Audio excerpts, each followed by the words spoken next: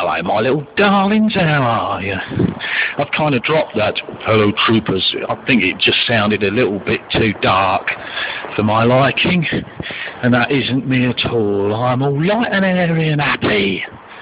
I've been asked a couple of times what is my accent, and to be quite honest with you, I don't really know. It's been a mixture of various different things over the years, from various different influences, and I think possibly I've picked up bits and pieces from everything. There was a heavy Liverpool influence as well there, so perhaps that just gives you some kind of idea as to Unky Punky's language. Actually, I call it apostates.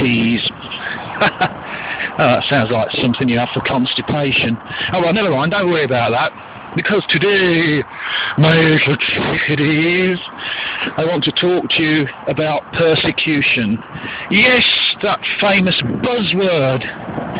That word that all Jehovah's Witnesses love to hear. Persecution.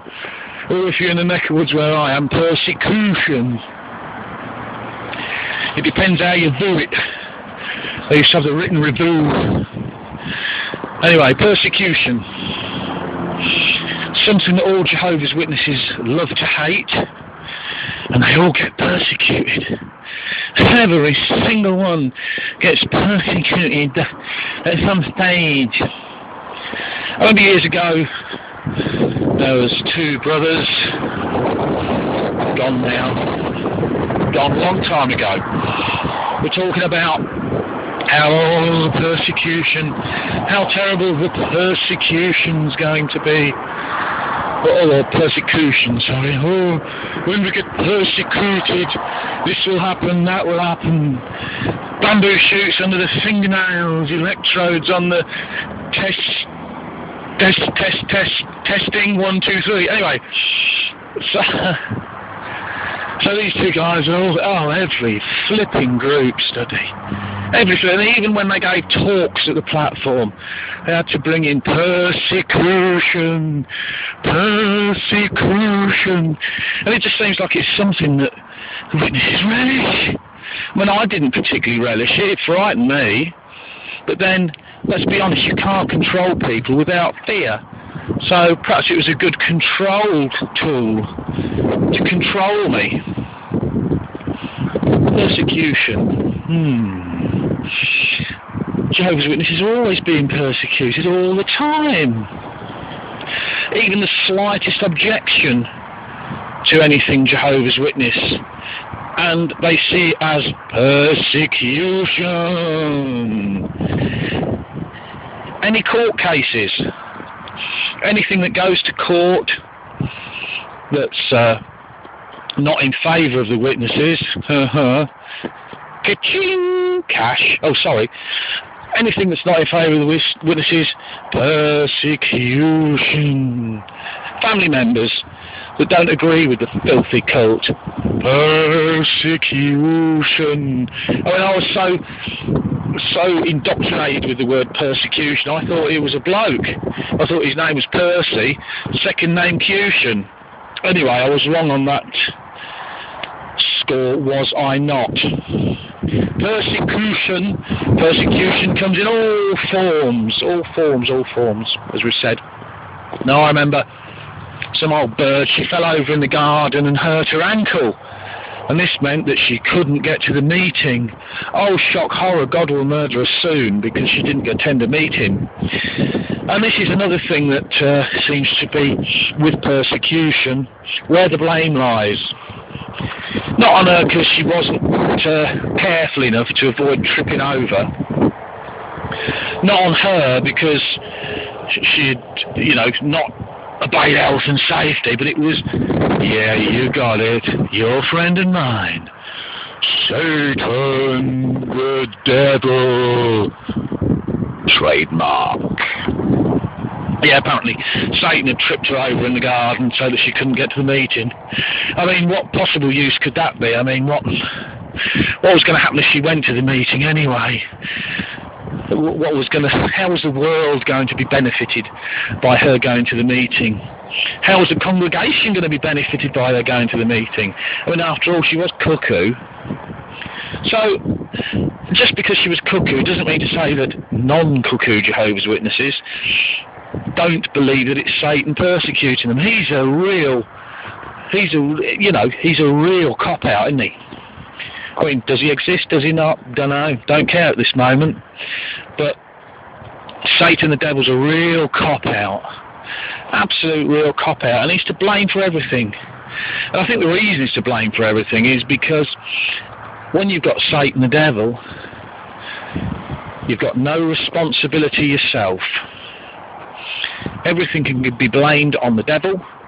You've got no responsibility for your own health, safety, future, or anything. It's the same with Jehovah, trademark. No responsibility. Oh, we rely on Jehovah.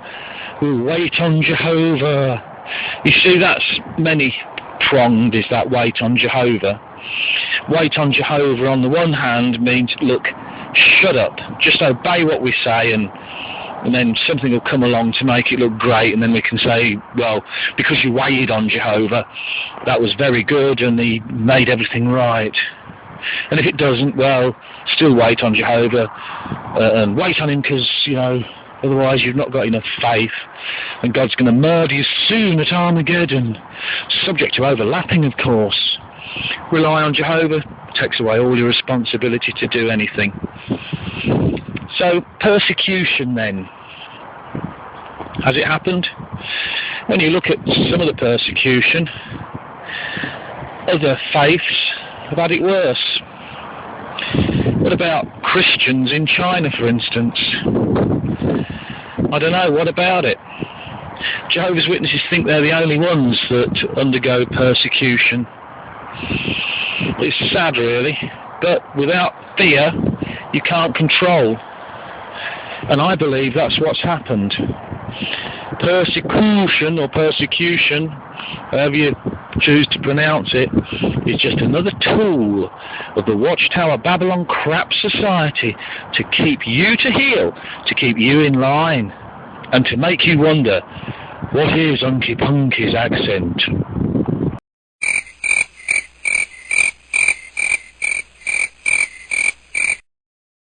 Has the Watchtower Society, the Watchtower Babylon crap society, ever been right about anything at all? Even in the publications, the Watchtowers, you will find that there are quotes from so-called eminent scientists that they never tend to name these days, or any of the writings that they quote from sources, generally unknown sources these days. Even those sources, they don't even quote them correctly. They just sort of put a spin on it or misquote. So even from that viewpoint, if you like, my little darlings, even from that viewpoint, they don't even get that right, and they deliberately don't get it right because it's just a control thing. Have they actually been right about anything?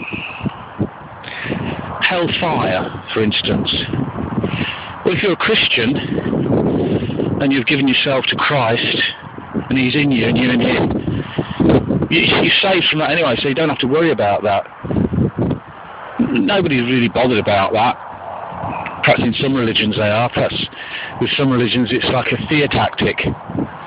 So Jehovah's Witnesses on Trinity, hellfire, anything, they just